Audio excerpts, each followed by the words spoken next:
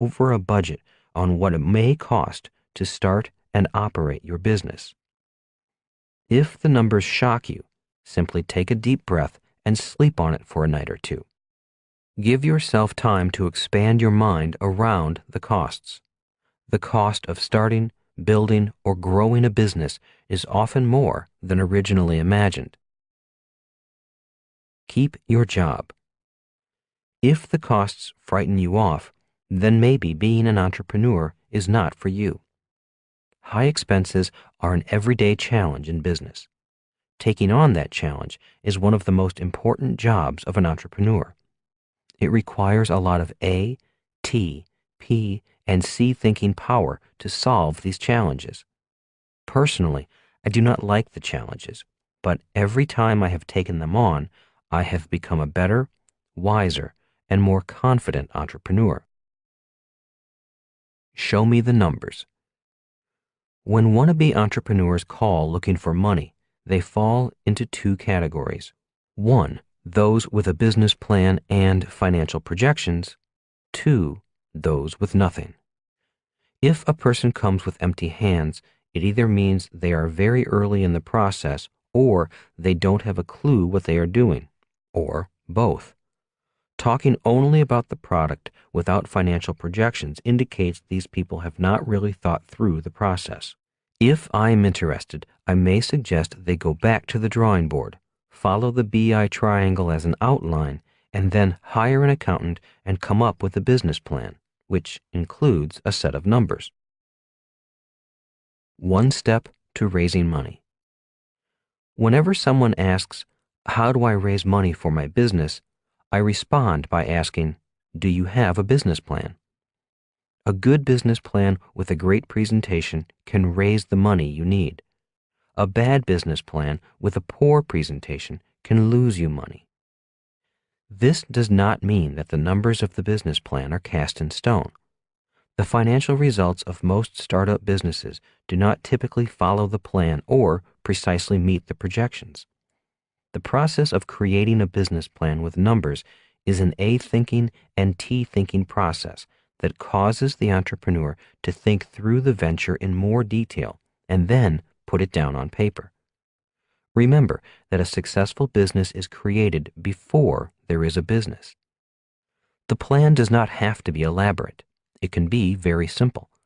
A plan simply lets the potential investor see the thoughts inside the mind of the entrepreneur. Also, it allows the investor to know that the person is serious about the proposed business. Again, even if the business does not take shape, the process of thinking through the creation of a business, putting it down on paper, and matching it with numbers that tell the same story is an excellent educational process and reality check. It begins to balance school smarts and street smarts. Tell me a story.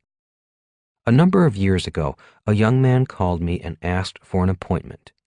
When I asked for what purpose, he said, "I have a business proposal I would like to present to you." "Are you looking for investment money?" I asked directly. He stumbled and haltingly said, "Yes, I am." Normally, I do not look at businesses at this early stage, yet I was curious and agreed to meet him for lunch. A week later, I met him at a local restaurant. He was well-dressed and had an impressive-looking business plan. As I said, I am not good at reading the numbers, yet I do my best to listen to the story the numbers and the plan are telling me. The first thing I look at is the salary and wages line of the financial projections. For me, that is where the story begins. This young man had himself down for a $120,000 a year salary. My first question was, "Why do you need such a high salary from a business that does not exist?" "Well, that is what I am being paid at my job today," he replied, a little indignantly. "Besides, I have a wife and 3 kids in school. It's the bare minimum I can live on." "Okay," I said, and continued looking at the business plan. As I said, the business plan and the financial projections tell a story. The salary requirement line was introducing me to the lead character, the hero of the story. I was gaining a glimpse into his brain, how he thought, how he spent money, and the priorities of his personal life. Seeing his salary requirements and getting into his head, I felt he was still thinking like an employee, looking for a high-paying job. As far as I was concerned, the lunch was over. I had seen enough just by getting to know the hero of the story. I knew that I did not want to invest in his business. Relating the financial statement to the BI triangle. Since we had not yet ordered lunch, and I still had to be polite, I looked next at the other expenses of the business and how they related to the BI triangle. In other words, my first step was to call on my P-thinking mind. I needed to get a sense of who this person was in front of me. My second step was to call on the C-thinking, A-thinking, and T-thinking minds and create a relationship between the financial statement and the 5 levels of the BI triangle. My next question was, what do you do for your current employer? What is your job? I am a mechanical engineer by training, he replied. I work in customer service, tracking customer orders through our system. That is where I developed my product. Let me tell you about it. Just a moment, I said. I just have a few questions about your projections. Pointing at the line entitled Advertising and Promotion, I asked, what is this expense for $10,000 a month? What is your marketing plan? Oh, I haven't given that much thought yet. My plan is to hire an agency and let them handle our marketing. Have you had much experience in sales or marketing? I asked. No, I haven't, he said. I've spent most of my career working on the internal systems of a business. That is where I got my idea for my new product. It will revolutionize order tracking. Have you talked to an intellectual property attorney to protect your idea? Well, I have looked, but I really have not found one yet. In your plan, you only have $4,000 for attorney's fees. Why is that? Well, I wanted to keep my expenses down. Later on, when money comes in, then I'll hire more attorneys. For now, I think $4,000 is adequate to get me off the ground. And who helped you with these projections? I asked. I do not see a line for accounting expenses. Oh, you're right. I forgot that expense. How much do you think should be allocated to accounting fees? I don't know, I said. I'm not an accountant. If you really want to know, you should ask one. How do I find a good one? You can call my accountant, but he is very expensive and may be more than you need at this stage. Oh, said the entrepreneur, I am trying to keep my expenses down. I'll look for a cheaper accountant. Lack of real-world experience.